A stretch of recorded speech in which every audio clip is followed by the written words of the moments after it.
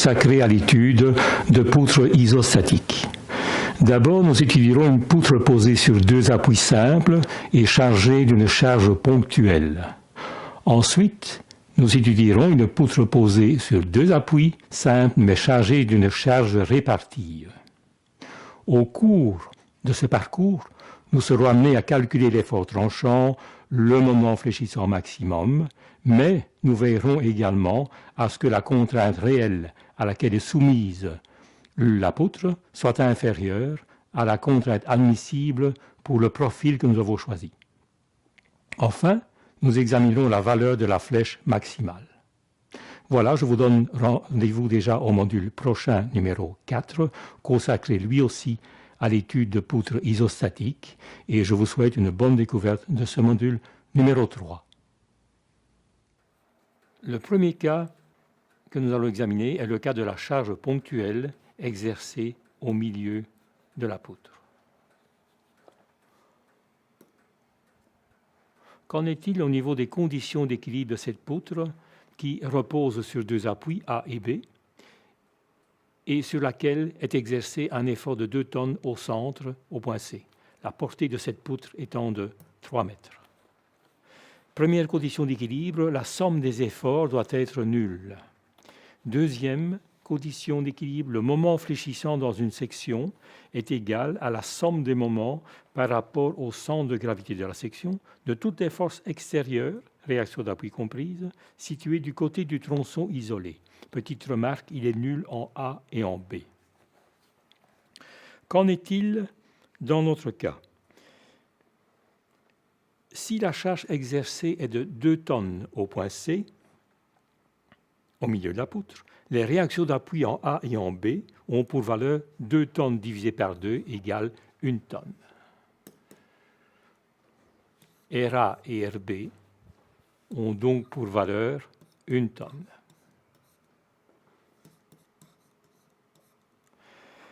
En effet, moins RA, moins RB, plus 2 tonnes égale 0. Moins 1 plus 2 égale 0. Deuxième condition d'équilibre, écrivons une équation de moment par rapport au point A. Nous isolons le tronçon de droite de A à B et nous examinons le tronçon de droite en écrivant une équation de moment par rapport au point A de toutes les forces extérieures, y compris les réactions d'appui, situées du côté de ce tronçon isolé qui est depuis A jusque B. Moment au point A égale 2 tonnes que multiplie 1,50 m, qui est la distance séparant le point A du point C, 2 tonnes que multiplie 1,5, moins RB que multiplie 3 tonnes, moins RB étant égal à 1 tonne que multiplie 3 mètres. Le moment par rapport au point A est bien égal à 0, comme nous l'avons déjà annoncé tout à l'heure. Petite remarque de convention, le moment est dit positif lorsqu'il s'exerce dans le sens des aiguilles d'une montre. Il est horlogique. Le moment est négatif lorsqu'il s'exerce dans le sens inverse des aiguilles d'une montre. Il est dit anti-horlogique.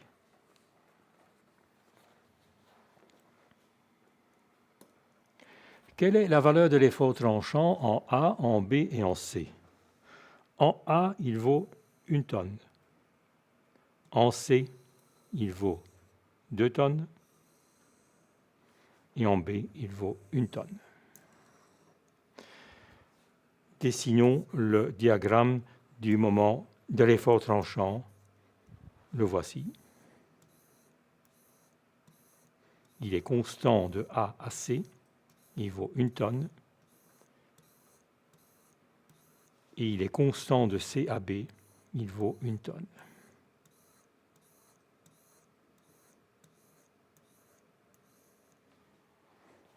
Nous avons effectivement les réactions d'appui RA et RB.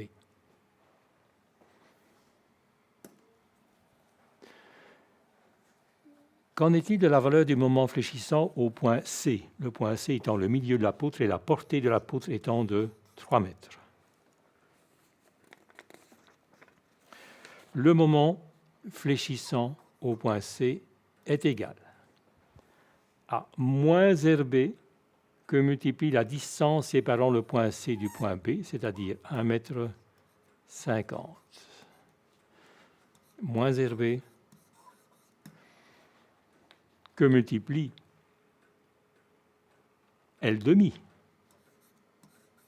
Si j'écris l'équation générale permettant de calculer le moment par rapport au point C. RB, c'est égal à la charge divisée par 2. Souvenons-nous, RA et RB est égal à P demi. Donc RB égale moins P demi que multiplie L demi. Moins P demi puisque le moment est anti-horlogique. Nous avons donc l'équation générale qui peut s'écrire moins PL sur 4. Et plus précisément dans le cas qui nous occupe, moment par rapport au point C, égale P étant égal à 2 tonnes moins 2 tonnes, que multiplie L égale à 3 mètres, L égale 3 mètres, divisé par 4. Nous avons donc pour valeur 2 tonnes, c'est donc égal à 2000 kg et 20 000 newtons, multiplié par 3 et divisé par 4. Nous avons donc une valeur égale à 60 000 divisé par 4, 15 000 newtons mètres. Voilà la valeur du moment fléchissant au point C, moment fléchissant maximum. Quelle est la représentation de ce moment fléchissant au point C? Eh bien, la voici. C'est une équation du premier degré, c'est une droite. Le moment fléchissant étant nul au point A et ayant pour valeur 15 000 newtons au point C. De même, le moment fléchissant est nul au point B et sa valeur est celle-là.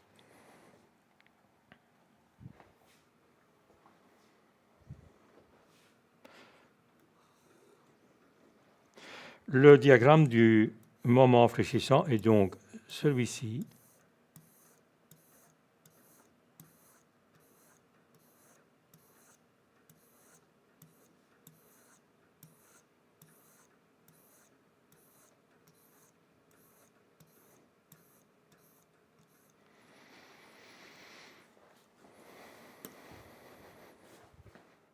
Il est temps de connaître les caractéristiques de notre profilé, HEA 180,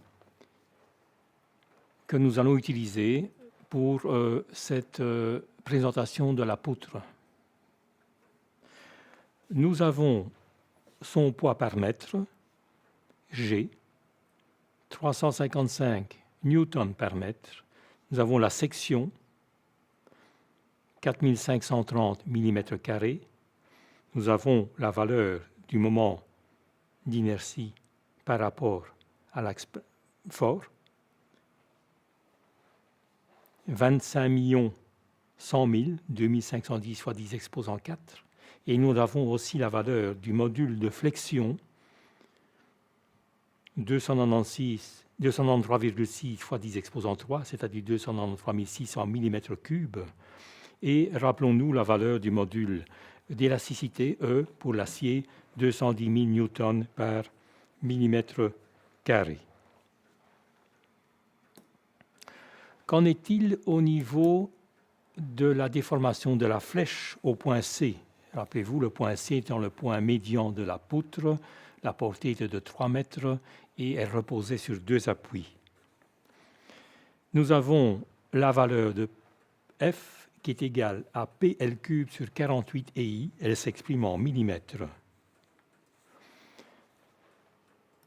Que représentent ces différents constituants? P, c'est la charge en newton. L, la longueur de la poutre en millimètres.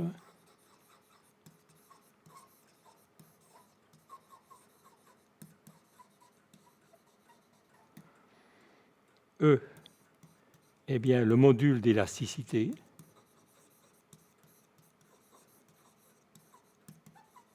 En newton par millimètre carré. I étant le moment d'inertie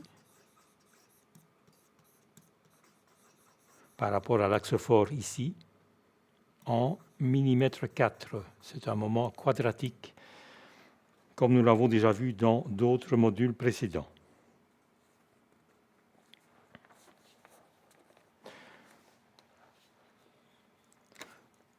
Dans notre cas,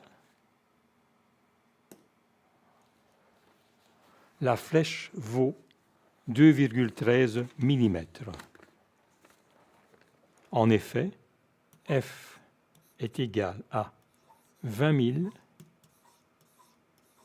P multiplié par L cube, 3000 la longueur au cube, 3000 mm, divisé par 48, et étant égal à 210 000, multiplié par le moment d'inertie, 48 EI, donc 25 100 000. La valeur étant égale à 2,13 mm. Qu'en est-il de cette valeur? Est-elle acceptable? Oui, car elle est inférieure à la longueur divisée par 250, c'est-à-dire 3000 divisé par 250, c'est-à-dire 12 mm. 2,13 mm sont bien inférieurs à 12 mm. Quelques remarques au sujet de la valeur de la flèche que l'on peut accepter. On peut en général admettre une flèche égale à 1 à L sur 150, c'est-à-dire 1/150e de la portée de la longueur LL, pour des parties d'ouvrage n'ayant pas à supporter une circulation. L sur 200, donc la longueur, la portée sur 200 pour des pièces supportant directement des éléments de couverture. L sur 250 pour une poutre, dalle ou console soumise à des charges quasi permanentes, c'est notre cas ici. L sur 300 pour une solive supportant un plancher, pour des pièces supportant directement des matériaux variés, des éléments fléchis reposant sur deux ou plusieurs appuis. L sur 400 pour des ouvrages fléchis supportant une circulation. L sur 500 pour un linteau de menuiserie.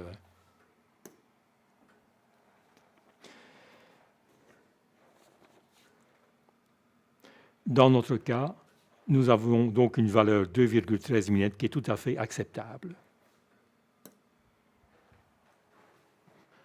À quelle contrainte est soumise cette poutre? À de la flexion. Donc, sigma est égal au moment fléchissant maximum divisé par I sur V, le module de flexion. Le moment s'exprimant en newton millimètre, I sur V s'exprimant en millimètre cube. La contrainte s'exprime donc en newton par millimètre carré. Quelle est la valeur dans notre cas? Sigma est égal à 15 millions, souvenez-vous, nous l'avons calculé précédemment, et la valeur du module de flexion, nous venons de la connaître dans les caractéristiques du profilé, sa valeur est 293 600 mm3. Nous avons donc une contrainte de flexion égale à 51,08 newton par millimètre carré.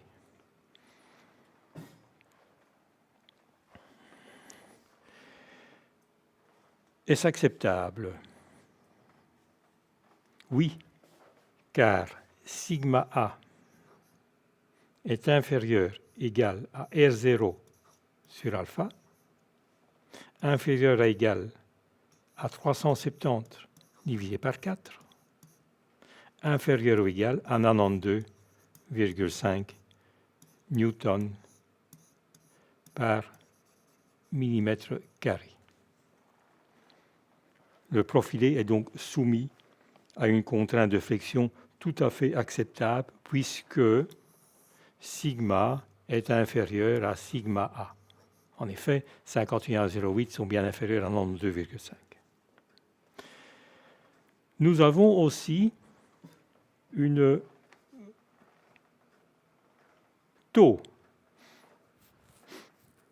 la contrainte l'effort tranchant qui est égal à T sur S, qui est égal à l'effort tranchant à 10 000 newtons, souvenons-nous, divisé par la section du profilé, qui est égale à 4530,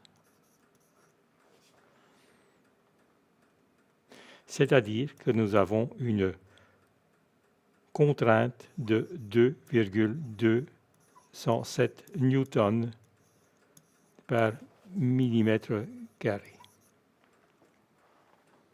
Ceci montre que l'on peut négliger ici l'influence de l'effort tranchant, vu sa valeur très faible.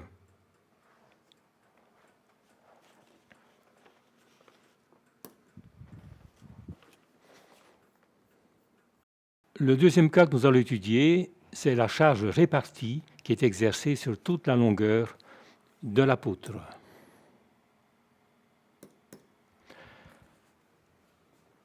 Nous avons une charge de 2 tonnes par mètre et nous avons une portée de la poutre de 4 mètres. La charge totale est donc de 80 000 newtons répartis sur toute la longueur de cette poutre. Les réactions d'appui en A et en B sont donc chacune de 40 000 newtons.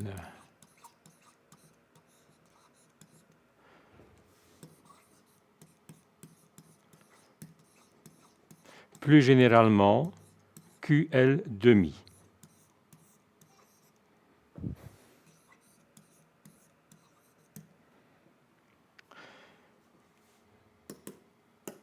Quelle est la valeur des efforts tranchants en A, en B et en C?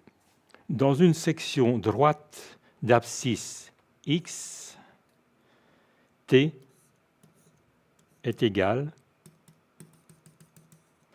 à moins RA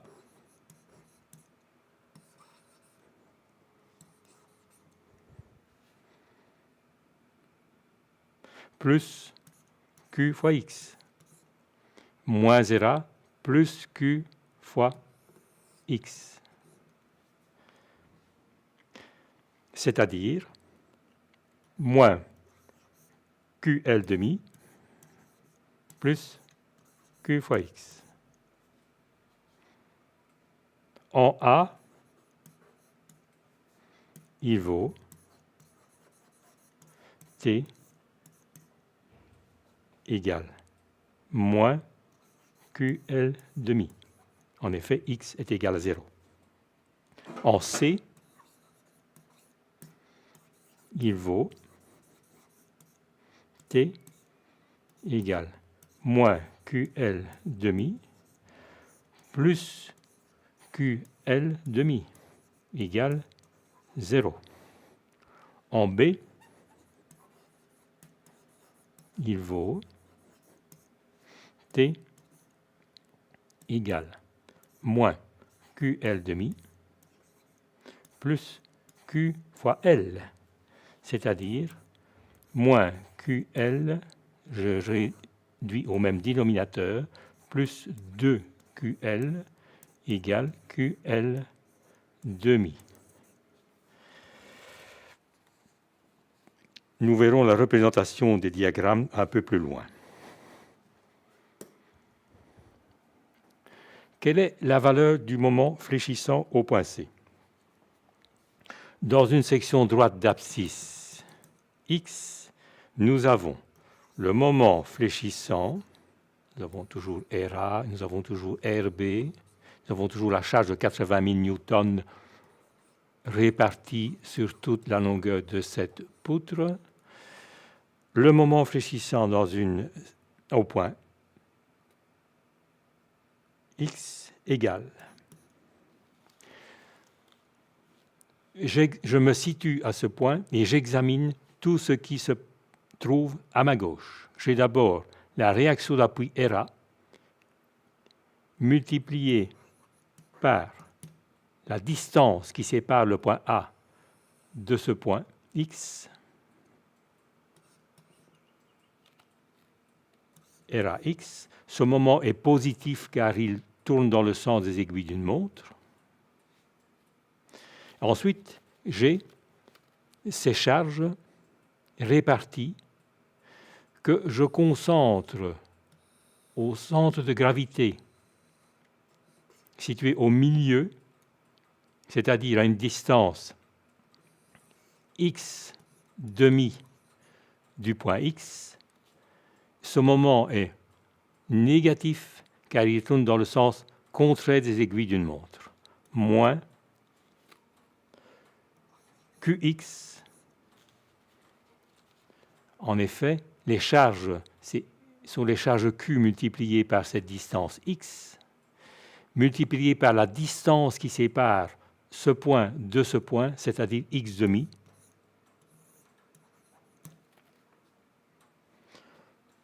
Le moment fléchissant est donc égal à RA est toujours égal à QL demi.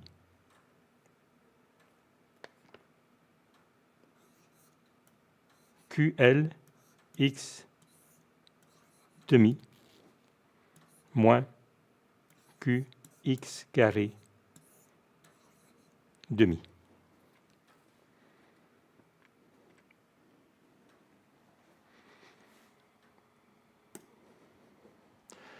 Les diagrammes donc, des efforts tranchants et des moments fléchissants sont donc les suivants.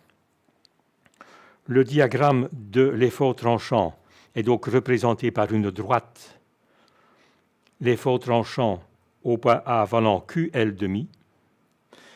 Au point C, il vaut moins QL demi.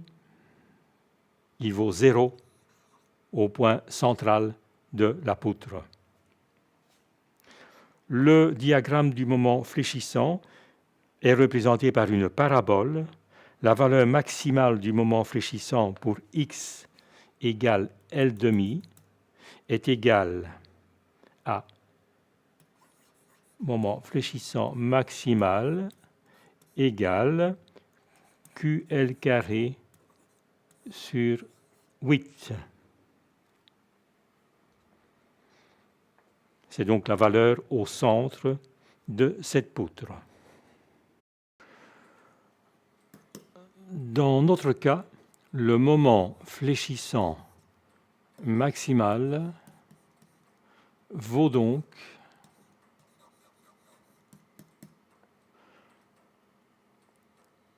Q L carré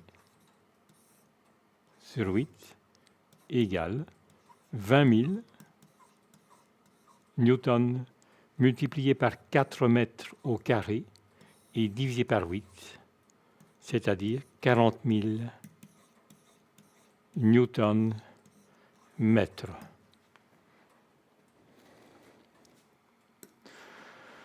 Nous allons maintenant étudier la valeur de la flèche au point C, c'est-à-dire au point central de cette poutre. Alors, cette flèche est maximale en L demi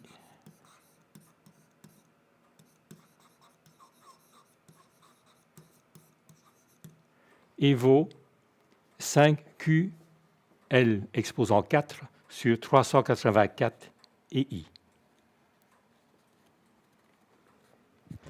C'est-à-dire, petit f égale 5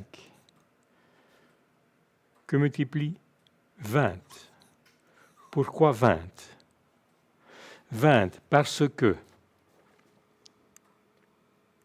Q représente une charge de 2 tonnes, soit 2000 kg, soit 20 000 newtons par mètre. Si nous représentons la charge en newton millimètre, nous avons donc 20 newtons par millimètre. Voilà, petit f égale 5 fois 20 fois L exposant 4. L étant égal à 4000 mm exposant 4 divisé par 384 multiplié par E, qui est le module d'élasticité, qui est égal à 210 000 newtons par millimètre carré, et multiplié par grand I, qui est le moment d'inertie, suivant l'axe fort, et qui, pour le profilé choisi, a une valeur de 25 100 000 millimètre 4. La valeur de la flèche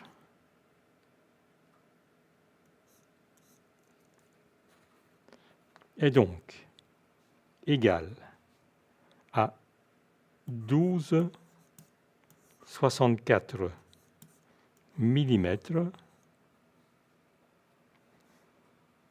flèche qui est inférieure à 4000, souvenez-vous, L sur 250. Dans le cas d'une poutre, nous avons vu cela dans le premier cas que nous avons étudié. 4000 sur 250, c'est donc inférieur à 16 mm. Notre flèche est donc tout à fait acceptable dans ce cas.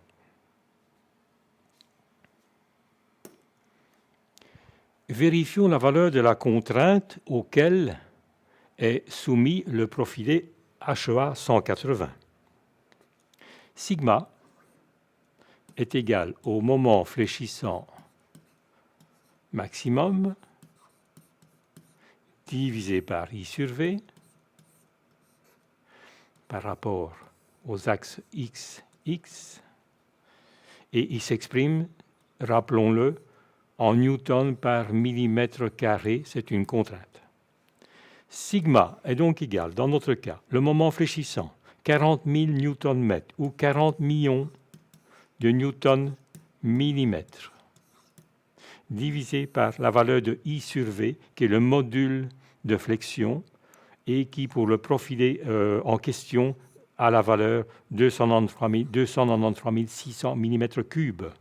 Nous avons donc une valeur de sigma égale à 136 newtons par millimètre carré.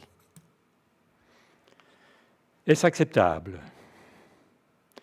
Nous devons vérifier la valeur tolérable de sigma A. Sigma A doit être inférieur ou égal à R0 sur K.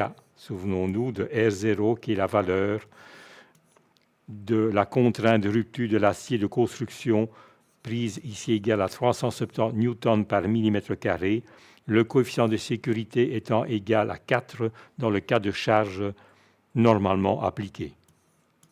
Nous avons donc une valeur de sigma A qui doit être inférieure ou égale à 92,5 newtons par millimètre carré.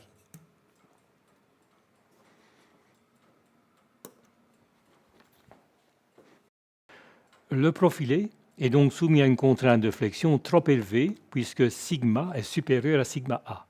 Il faut donc soit diminuer la charge Q, soit changer de type de profil. Souvent, il n'est pas possible de modifier la charge Q parce qu'elle est imposée. Nous allons donc modifier le choix de notre profil. Comment le choisir ? Sigma doit être inférieur ou égal à 92 1,5 newton par millimètre carré. Et nous avons un moment fléchissant dont la valeur est égale à 40 millions de newton millimètre. Rappelons la formule, sigma égale moment fléchissant divisé par I sur V. Nous allons donc rechercher la valeur de I sur V. I sur V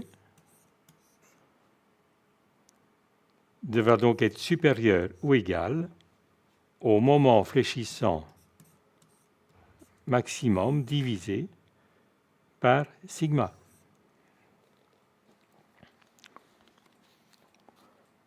Supérieur ou égal à 40 millions divisé par 92,5. Supérieur ou égal à 432 432 millimètres cubes.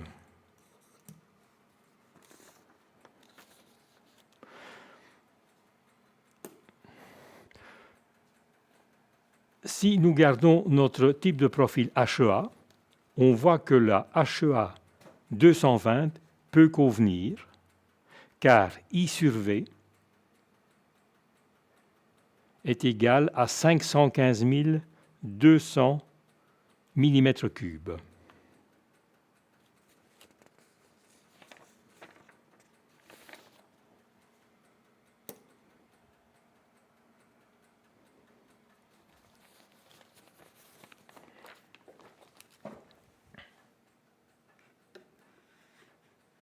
La valeur 515 200 mm3 convient donc très bien dans notre cas, car elle est supérieure à la valeur calculée. Voilà, nous avons terminé le module 3 consacré à l'étude de ces deux poutres isostatiques. Je vous invite à visionner dès que possible le module 4 consacré également à l'étude de deux autres cas de poutres isostatiques.